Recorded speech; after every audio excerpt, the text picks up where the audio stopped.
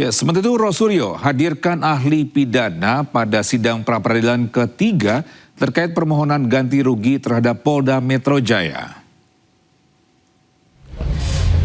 Dalam sidang pra-peradilan yang ketiga, Roy Suryo mengajukan permohonan ganti rugi. Hal tersebut terkait tidak sahnya penahanan dan penangkapan oleh Polda Metro Jaya. Dalam sidang yang kembali digelar hari ini, Roy menghadirkan ahli pidana Didit Wijayanto Wijaya. Dalam sidang, saksi ahli menyatakan bahwa ada dugaan penyalahgunaan kekuasaan dalam penangkapan Roy Suryo serta dinilai sewenang-wenang. Ada hukum adat dan sebagainya. Nah, ketika kita menjadi sarjana hukum, kita tidak. Pemirsa, Kejaksaan Agung menetapkan Nurman Herin menjadi tersangka di kasus tindak pidana pencucian uang mantan Jampitsus Febri Adriansyah. Ya, Nurman Herin yang merupakan orang kepercayaan Febri diduga ikut serta dalam pencucian uang Febri.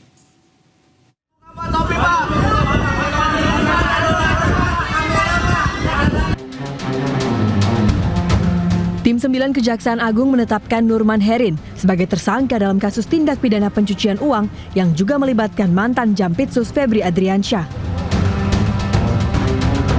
Nurman Herin menjadi tersangka setelah diduga ikut serta dalam kasus yang menyeret Febri. Nurman diketahui merupakan teman kuliah dan menjadi orang kepercayaan Febri saat menjabat Jampitsus. Nurman Herin akan ditahan di Rumah Tahanan Kejaksaan Negeri Jakarta Selatan untuk 20 hari ke depan.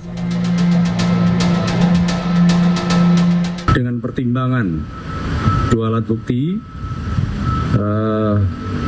dari tim 9 menetapkan tersangka NH terkait dugaan turut serta tindak pidana pencucian uang yang mulai hari ini akan ditahan di Rutan Kejaksaan Negeri Jakarta Selatan untuk 20 hari ke depan.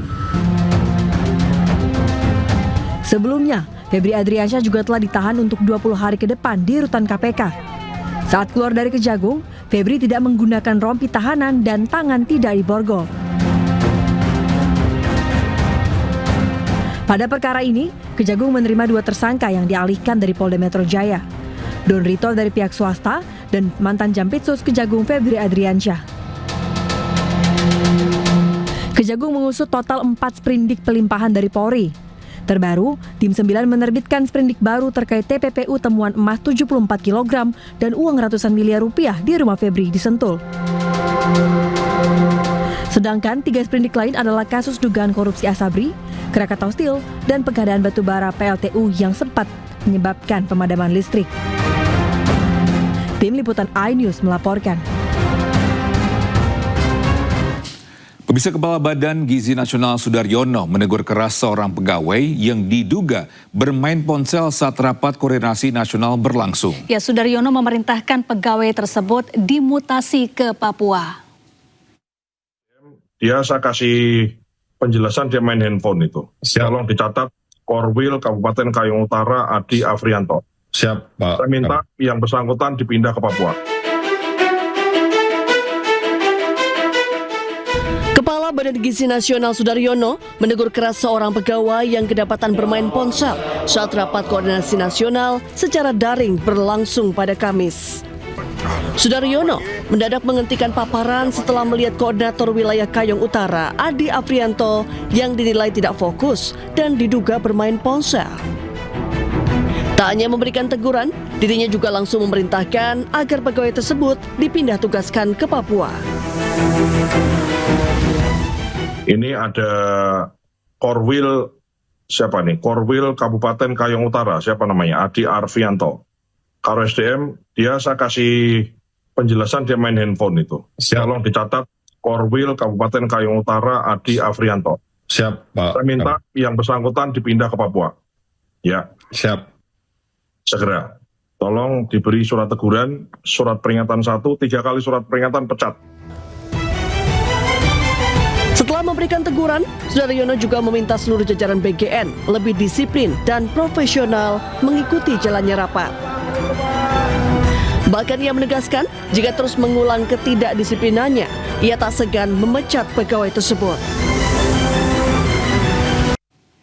Anda kembali di iNews Today, pemirsa. Aksi unjuk rasa mahasiswa di Patung Kuda Gambir, Jakarta Pusat diwarnai ketegangan saat petugas memadamkan ban bekas yang dibakar pengunjuk rasa. Ya, mahasiswa mendesak pelaku pelanggaran berat HAM di tanah Papua, terutama di Kabupaten Intan Jaya, ditindak serta meminta agar militer segera ditarik.